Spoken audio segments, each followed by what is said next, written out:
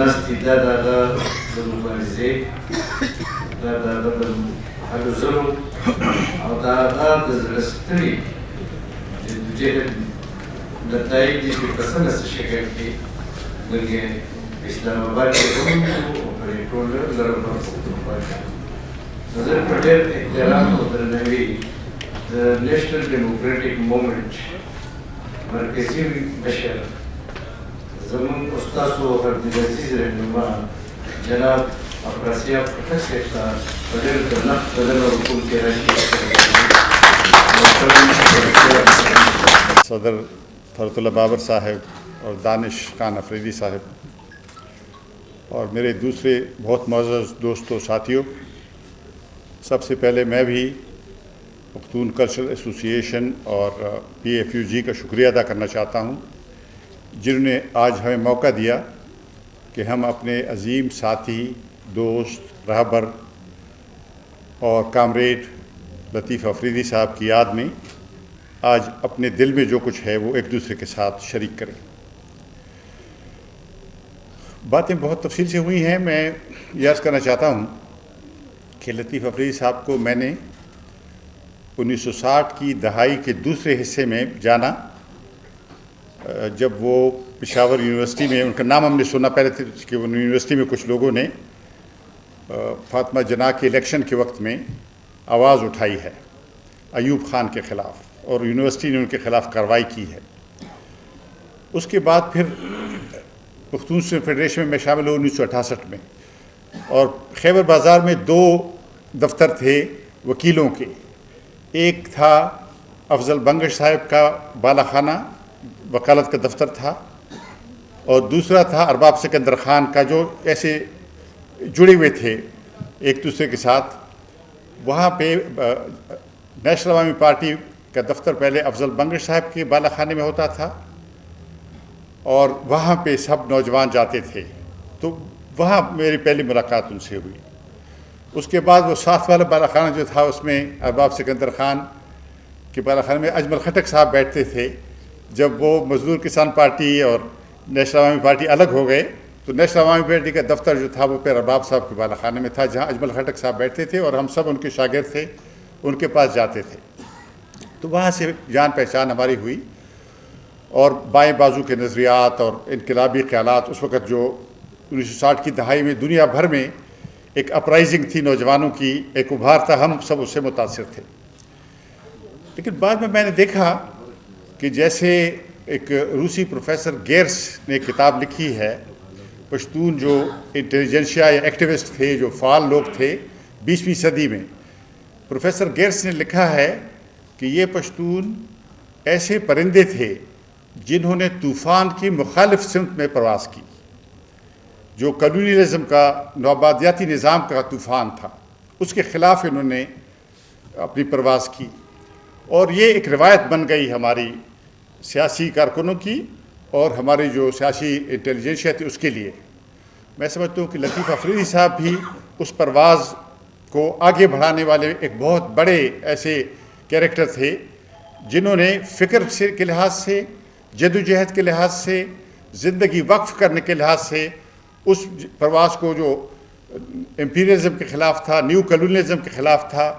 جو جارحیت کے خلاف تھا، جنگ کے خلاف تھا، استحصال کے خلاف تھا، اس کو انہوں نے جاری رکھا۔ اور میرا خیال یہ ہے کہ انہوں نے ہمیشہ جو فیصلہ کیا وہ واضح طور پر کیا، اور کبھی انہوں نے اس میں ہچکچاہٹ نہیں کی، جیسے دوستوں نے اس پہ تفصیل سے روشنی ڈالی ہے۔ ایک بات جو یہاں نہیں کہی گئی، میں وہ کہنا چاہتا ہوں، بہت سی باتیں کہی گئی ہیں، اور یہ جو 1970 کی دہائی تھی، اس میں فاٹا، جس کو ہم فیڈرلی ایڈمنسٹریٹڈ ٹرائبل ایریا کہتے تھے، یہ فاٹا کیا تھا؟ افغانستان کو 19ویں صدی میں زار روس اور برطانیہ کی امپائر نے ایک بفر سٹیٹ بنایا تھا۔ بفر سٹیٹ کیا ہے؟ ایک ایسی ریاست جو حائل ہے 2 امپائرز کے درمیان، 2 سلطنتوں کے درمیان حائل ہے، تاکہ جنگ نہ ہو، تاکہ دونوں سلطنتیں ایک دوسرے سے فاصلے پہ ہوں۔ افغانستان بفر سٹیٹ تھا۔ فاٹا ایک بفر ایریا تھا افغانستان اور پاکستان کے درمیان۔ بفر کیسے تھا؟ یہاں سیاست نہیں تھی، یہ خشک لکڑی تھی، خشک لکڑی میں بجلی نہیں دوڑتی، کرنٹ پاس نہیں ہوتا، انگریزی میں اس کو نان کنڈکٹر کہتے ہیں، جہاں سے بجلی نہیں جا سکتی۔ فاٹا نان کنڈکٹر تھا، تو اس لیے امان اللہ خان کی اصلاحات ہماری طرف نہیں آ سکی 20ویں صدی کے شروع میں 1920 کے بعد، اور باچا خان کی اصلاحات افغانستان کی طرف نہیں جائے فاٹا کی وجہ سے۔ اس کو خشک لکڑی رکھنا چاہتے تھے پاکستان کے حکمران بھی، اس لیے یہاں انہوں نے FCR رکھا۔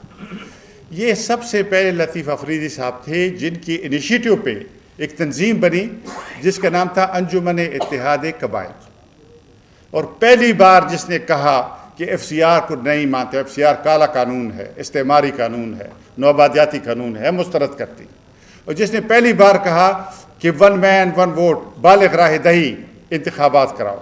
وہ پہلی تنظیم تھی جس نے کہا کہ فاٹا کو پختونخوا میں ضم کرو، اور یہ کہنا آسان نہیں تھا۔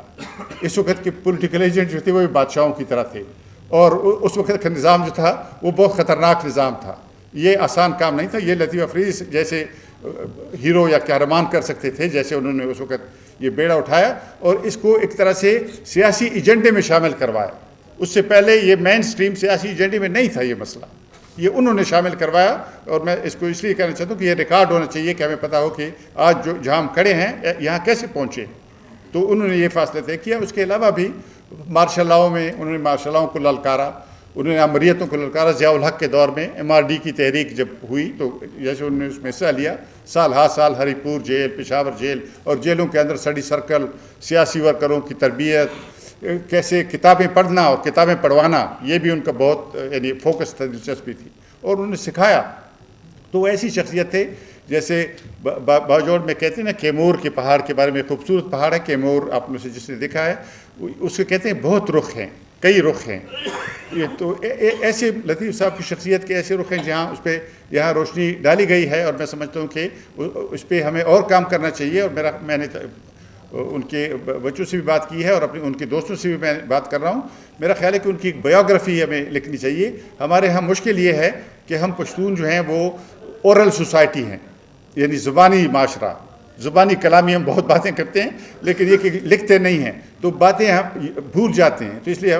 میری کوشش اور خواہش ہے کہ ان کی ایک بایوگرافی ہم لکھیں تاکہ آنے والی نسلوں کے لیے کچھ ان کو پتہ ہو، کیونکہ بہت سے لوگوں کو پتہ نہیں کہ یہ پارٹی کیسے بنی، یہ کیسے ٹوٹی، کیا ہوا۔ یہ ظاہر ہے سب کے پیچھے وجوہات تھیں، اور یہ ایک طرح سے تاریخ کا اتار چڑھاؤ تھا جسے سمجھنے کی ضرورت ہے، اور جس کے لیے میں سمجھتا ہوں ہم سب کو مل کر کام کرنا چاہیے۔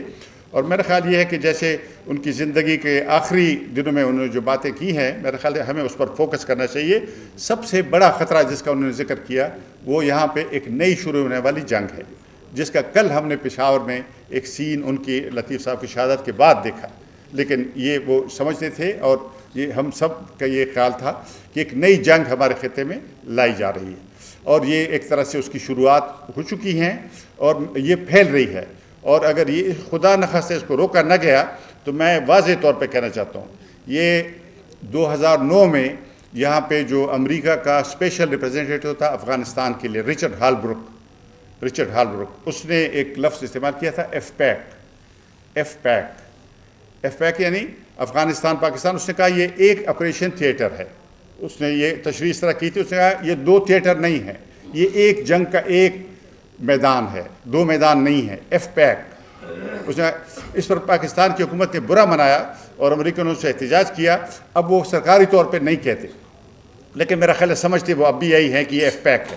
اور ایف پیک جو ہے اس کو جنگ کا میدان، اور جو نئی جنگ ہے وہ ہے سینٹرل ایشیا کے لیے۔ چین جو لینڈ برج بنانا چاہتا ہے یورپ اور ایشیا کے درمیان، جو پل بنانا چاہتا ہے تجارت کے لیے، راہداری کے لیے، اور ایک نئے عالمی نظام کی بنیاد ڈالنے کے لیے،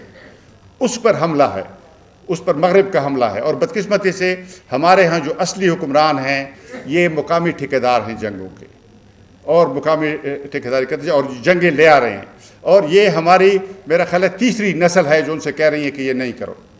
باچا خان نے کہا ہمارے سامنے، باچا خان نے کہا، ولی خان نے کہا،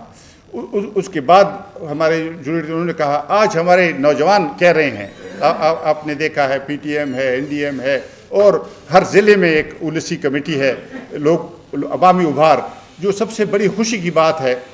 میں سمجھتا ہوں آخری دنوں میں لطیف افریدی صاحب اور ہم نے اس پر کبھی بات کی تھی، اور ہمارا خیال تھا کہ ایک اور بات کریں گے جس کی نوبت نہیں آئی ان کی شہادت کی وجہ سے.